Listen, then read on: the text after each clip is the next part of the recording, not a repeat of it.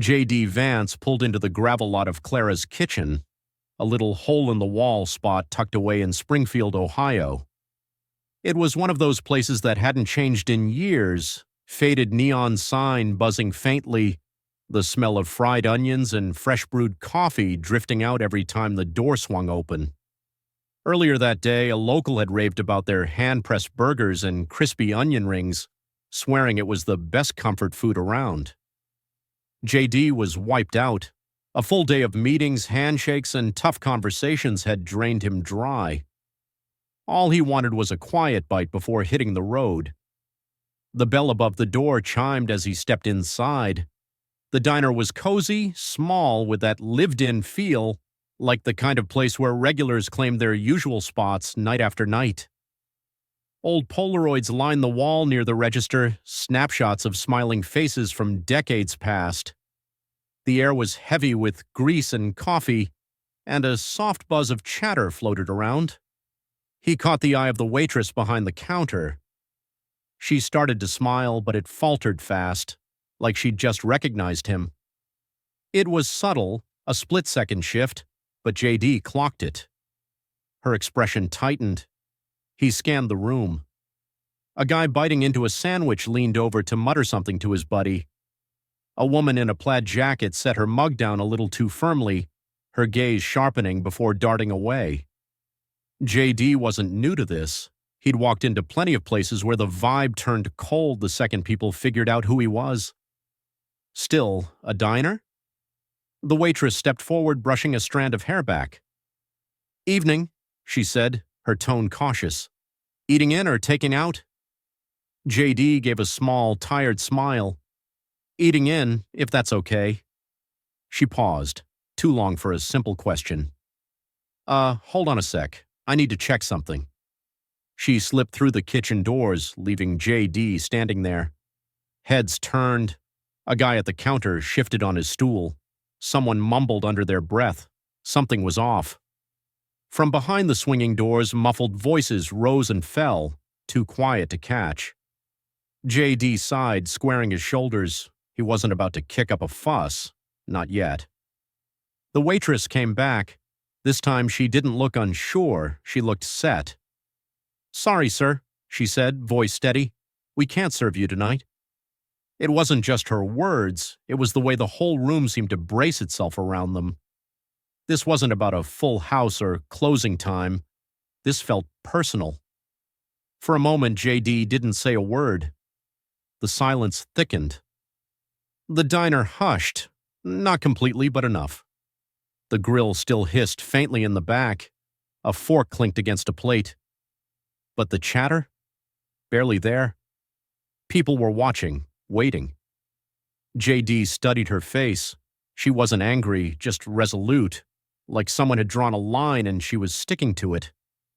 He glanced past her to the kitchen window where two cooks hovered, half hidden behind a stack of plates, their faces blank. He cleared his throat. "Did I do something wrong?" She didn't flinch. "We'd just rather not serve you tonight." No excuses, no fluff, just that. JD rested his hands on his hips, breathing out slow. He'd faced worse. Debates, hostile interviews, crowds that didn't hold back. But getting turned away from a roadside diner, that hit different. A cough cut through the quiet. JD turned slightly, catching the eye of an older guy at the counter. He looked like a regular, worn denim jacket, hands rough from years of hard work. He shook his head almost to himself before digging into his hash browns. Across the room, a younger guy, maybe in his 30s, leaned back in a booth, arms crossed, smirking like he was waiting for the drama to kick off. JD took it all in, the quick glances, the stares that lingered, the ones that carried a spark of something harder, like victory. He could have walked out right then. Could have called it a night, let it slide. Or he could have pushed, asked for a reason, made it a thing, turned it into tomorrow's headline. He was a U.S. senator, after all. They'd feel that if he wanted them to, but he didn't. "All right," he said, nodding calmly. "Can I talk to the manager?" That threw them off. The waitress blinked, glancing toward the kitchen like she needed a green light. The old guy muttered something low. Someone near the window snorted like they couldn't believe he'd bother. JD just waited. She ducked out again, this time through a side door. The diner held its breath. A sip of coffee here, a plate nudged there. Then the door swung open, and out came a guy in his 50s, big shoulders, arms crossed over a stained apron. His name tag read Don. He didn't ask what JD wanted, just sized him up and said, "I hear you've got a question." JD met his stare, steady. "Yeah, I'd like to know why you won't serve me." Don huffed, wiping his hands on his apron like he'd rather be anywhere else. "Look," he said, shifting his weight, "this isn't personal." JD raised an eyebrow. "Feels personal." Don's jaw clenched. He rubbed the back of his neck, then sighed. "Folks around here have their thoughts about you, about what you stand for. I've got a business to run. Don't want any trouble." JD nodded, letting that settle. "Me eating here is trouble?" Don didn't answer right away. He glanced at the counter where the old guy was picking at his food slower now.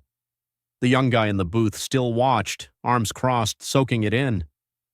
JD knew this game. It wasn't about one choice. It was bigger. What did it look like? What people would say?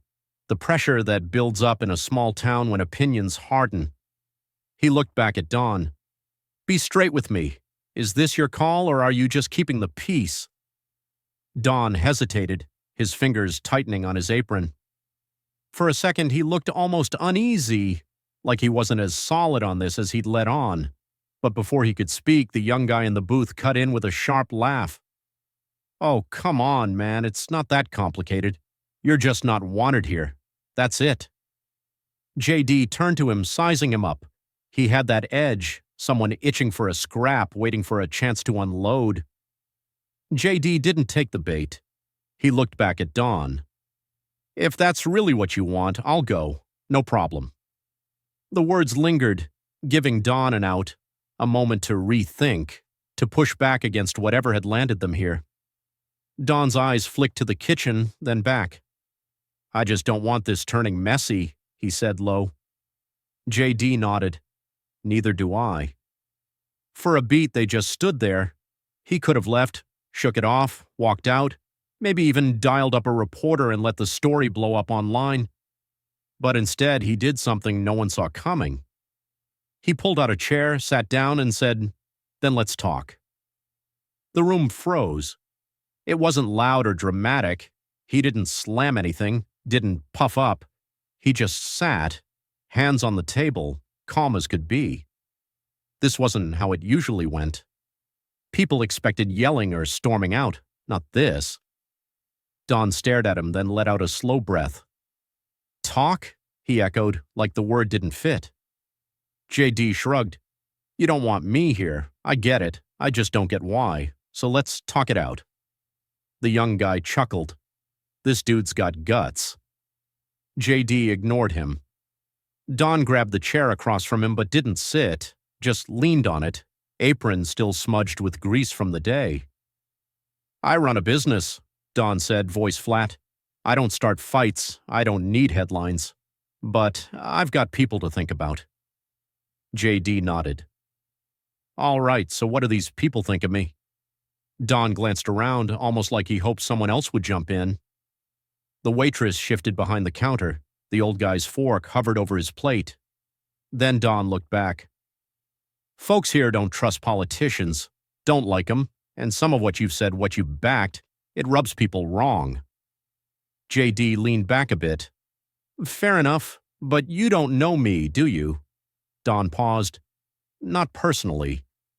"So, tell me," JD went on, "if I was just some random guy walking in here, not someone from TV, would we even be doing this?"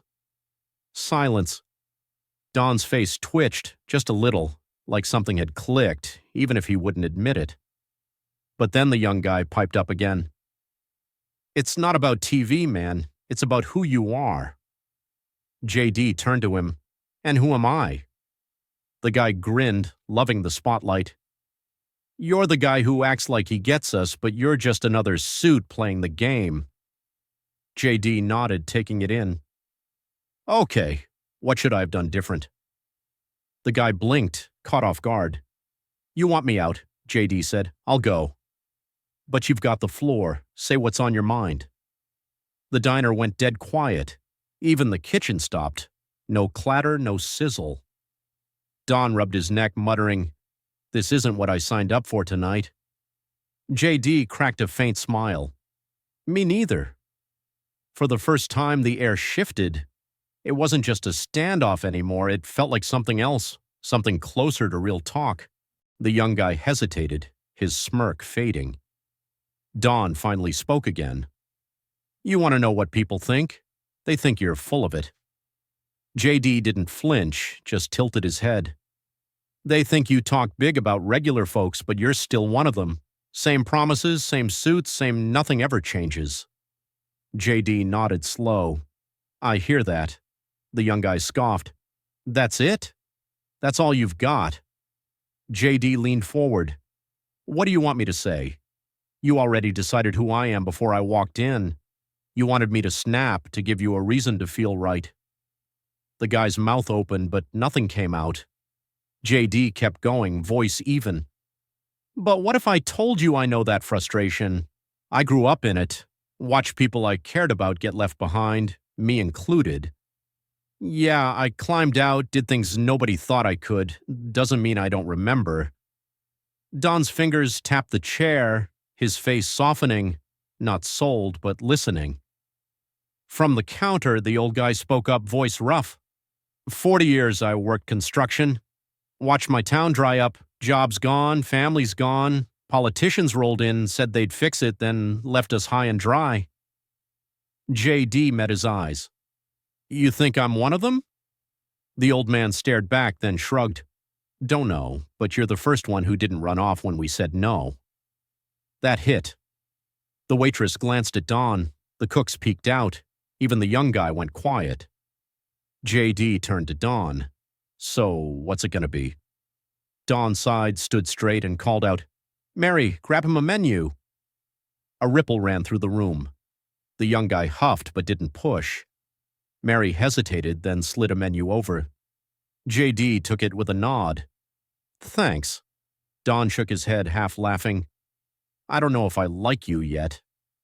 JD grinned, flipping the menu open. That's fine, don't need everyone to.